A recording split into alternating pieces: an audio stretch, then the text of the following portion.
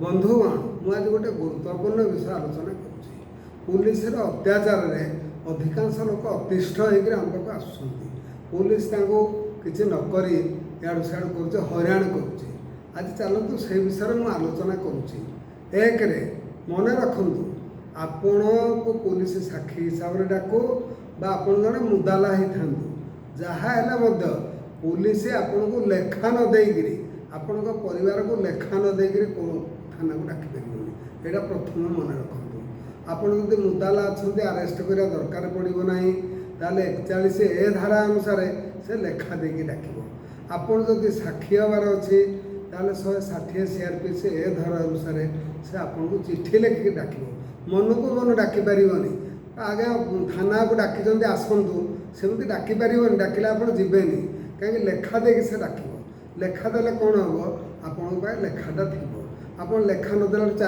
चलीगला से रिटर्न करके बसौची हेटू आप कान मुंडा उसुँच आप शुणुना कि लटा देखुना यहाँ मन रखु लेखा नदेले आप जीवेनि मन रखी था आपड़ जदि केस्रे आपको साक्षी हिसाब से डाक चाहूँगी ताल आपन को से थाना को डाक 160 CRPC किंतु आपड़ जदि 15 वर्ष कम बालक जेकोसी बयसर महिला एवं 65 वर्ष ऊर्ध्व लोक होते किंबा आपण फिजिकाली और मेंटाली शारीरिक और मानसिक भाव में असुस्थ थे पुलिस आपन को थाना को डाक पार ना पुलिस आपड़ रोकवा स्थान में एग्जामिन कर सहित यदि डाकिला ताले पुलिस दंड पाइब जदि पुलिस क्या चिट्ठी न लिखिक डाकुचे ताले से व्यक्ति जदि नेला 166 IPC लिखते ये धाराटी मन रखु 166 IPC ना केस करेंगे जदि महिला उपरोक्त जो 4 प्रकार लोक कहले डाकिला थाना को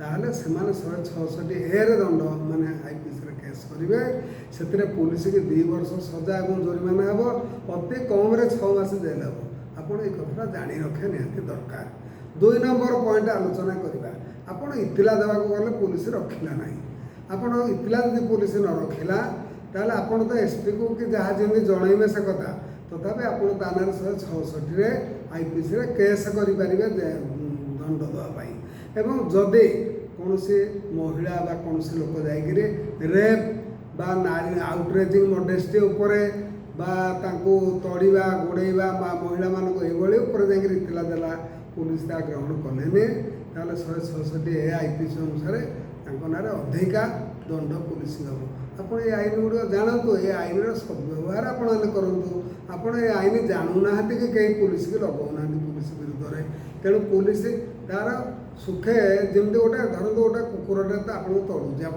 किसी करूना से धीरे धीरे आपको कामुड़ा को आसो तो पुलिस विरुद्ध में सब कहीं न लगेबार से अति उत्पाद हो सब कम करा लगे पारे या छड़ा आपण ता ना सिविल मोकदमा कर भांगुचे बोले क्षतिपूरण मागिपारे अच्छा से गला मन करता आपको डाकिला आप कौन करेंगे आपमती आप तो गले हईराण हो आप सांगे सांगे SP DG चारिआडे मंत्री चारिआडे ईमेल कर दिंतु जे आमको से डाकुची आपन जदि जबरदस्ती आसी उठे नाला आपन परिवार लोक ये जगह मानक SP DG मंत्री मानक ईमेल कर दियो ताले से नहीं बोली प्रमाण रही तो किसी करूना चौपेक बसुँच आप कांदिक गोटे मुंड बाड़ाऊँ बार कथा करमती हेनी मन रखु जदि पुलिस नहीं आप मुदाला हूँ जहाँ हूँ आपण वकिल परामर्श नहीं पारे पुलिस वकिल को मना करना आप वकिल लगातु जब किसी बुझुना वकिल को धरिकी जातु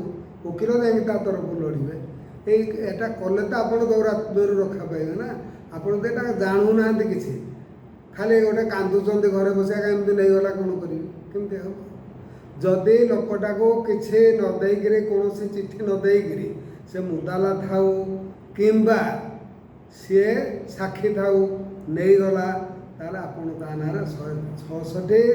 166 इंडियन पेनाल कोड रे केस करेंगे अच्छा आपन को संध्या बेलू नहीं गला आप रक्षा केमती पाइबे मुझे कहली आप सागे सागे तुरंत SP ईमेल पेल जनईदेवे एवं आपड़ जाकि हाईकोर्ट रे गोटे हेवियस कर्पस रिट करेंगे सेटा एत सहज नुहे करवाटा सब लोग जापरेनि तेणु आपड़ कौन करेंगे आप स्थानीय मजिस्ट्रेट कोर्ट में गोटे कंप्लेन केस करेंगे ମାଜିଷ୍ଟ୍ରେଟ୍ ଆପଣଙ୍କ କଥା ଶୁଣିଲା ପରେ ସେ ଲୋକର ପ୍ରଡକ୍ସନ୍ ପାଇଁ ତାକୁ ଅର୍ଡ଼ର କରିବେ।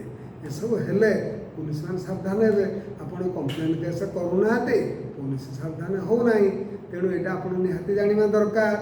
ତାହେଲେ ଏବେ ଜାଣିଲେ ତ ବନ୍ଧୁଗଣ ଯେ ଆପଣଙ୍କ ଇତିଲା ରଖିଲାନି, ଆପଣଙ୍କୁ ଅଯଥା ଡାକିଲା, କ'ଣ କରିବେ ବୁଝିଲେ ନା ନାହିଁ? ଆପଣ ବୁଝୁନାହାନ୍ତି, କିଛି ନ ବୁଝିକିରି ଖାଲି ଗୋଟେ ନାଚ ଗୀତ ଖେଳ ଡ୍ରେସ୍ ଏସବୁରେ ଦେଖିଲେ ଦେଖନ୍ତୁ ମନା ନାହିଁ, କିନ୍ତୁ ନିଜର ସୁରକ୍ଷା ପାଇଁ ଏସବୁ ମଧ୍ୟ ଜାଣିବା ଦରକାର। ଇଏ ଗଲା ଗୋଟିଏ ବିଭାଗ। ବର୍ତ୍ତମାନ ଆଉ ଗୋଟିଏ ବିଭାଗ ଆମେ ଆଲୋଚନା କରିବା।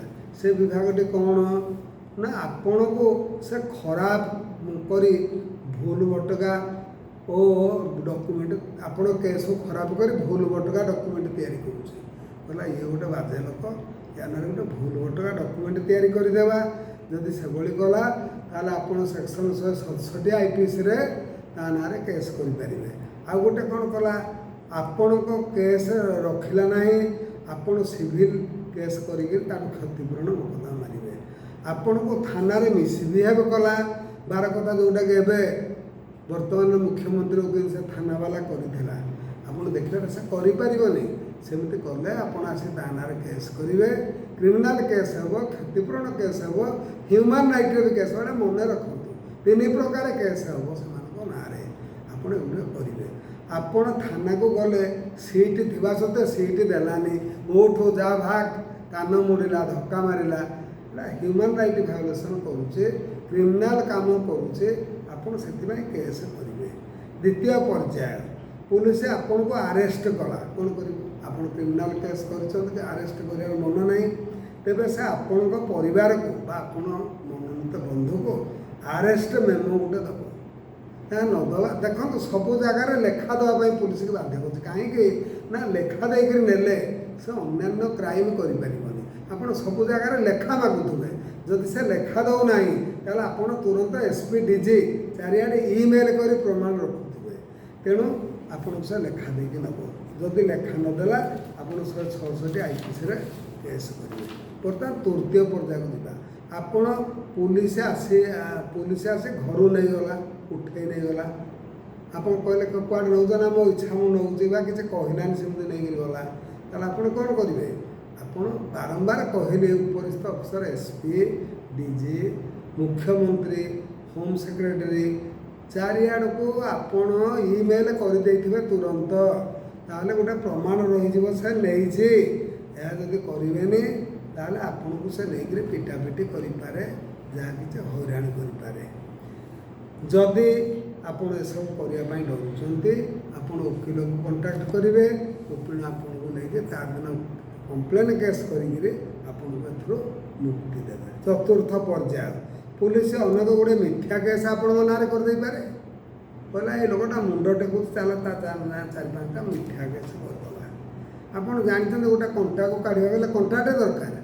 ଆପଣ କଣ୍ଟା ପଶିଗଲା, ବିନା ଛୁଞ୍ଚିବା ବିନା କଣ୍ଟାରେ କାଢ଼ିପାରିବେ କି? ତେଣୁ ସେମିତି ସେ ଯଦି ଆପଣଙ୍କ ନାଁରେ ମିଛ କରୁଛି ତାହେଲେ ଆପଣମାନେ ମିଳିତ ତା ନାଁରେ 5-10ଟା ମିଛ କେସ୍ କରିଦିଅନ୍ତୁ। ତା ନାଁରେ ପୁଲିସ ନାଁରେ ମିଛ କ୍ଷତିପୂରଣ ମକଦ୍ଦମା 5-10ଟା କରିଦିଅନ୍ତୁ। ଦେଖିବା ସେ କେତେ କାଢ଼ୁଆ ପୁଅ ବସିଛି, କି ପ୍ରକାର ଡ୍ରେସ୍ ପିନ୍ଧିଛି। ଥଣ୍ଡା ପଡ଼ିଯିବ, ମାନେ ପୁରା ଥଣ୍ଡା ପଡ଼ିଯିବ। ଆପଣଙ୍କ ନିକଟକୁ ଆସି ଆପଣଙ୍କ ପାଖରେ ମଉସା ପିଉସା ଭାଇ ବସିବ। ଏମିତି ହେଇଛି, ଅତୀତରେ ଏମିତି ଘଟଣାମାନ ହେଇଛି। କିନ୍ତୁ ଆପଣ କିଛି ନ କଲାରୁ ଯେଉଁ କହିଲି, ସିଏ ଗୋଟେ କାମୁଡ଼ିବାକୁ ଗୋଡ଼ଉଛି। ତେଣୁ ଆପଣ ଏ ଆଇନ ଗୁଡ଼ିକ ଜାଣନ୍ତୁ। ଆପଣ ଆଇନ ଗୁଡ଼ିକ ଜାଣିଲେ ଯାଇକି ସୁରକ୍ଷିତ ହେଇକି ରହିବେ। ଯଦି ଏ ଆଇନ ଗୁଡ଼ିକ ଆପଣ ଦେଖିବେ ନାହିଁ, ଜାଣିବେ ନାହିଁ, ଶୁଣିବେ ନାହିଁ, ତାହେଲେ କିଭଳି ସୁରକ୍ଷିତ ରହିବେ? ତେଣୁ ପୁଲିସର ଦୌରାତ୍ମ୍ୟରୁ ରକ୍ଷା ପାଇବା ପାଇଁ ତାର ପ୍ରତିକାର ସହ ଏହି ଭିଡ଼ିଓଟି ପ୍ରସ୍ତୁତ କଲେ। ଆଶା କରେ ଆପଣମାନେ ଆକୁ ସମସ୍ତେ ଭଲରେ ଦେଖିବେ, ଥରକୁ ଥର ଦେଖିବେ ଏବଂ କାର୍ଯ୍ୟରେ ପ୍ରୟୋଗ କରିବେ। ତାହେଲେ ଆପଣ ସମ୍ମାନର ସହ ଶାନ୍ତିର ସହ ରହିପାରିବେ। ଧନ୍ୟବାଦ, ନମସ୍କାର।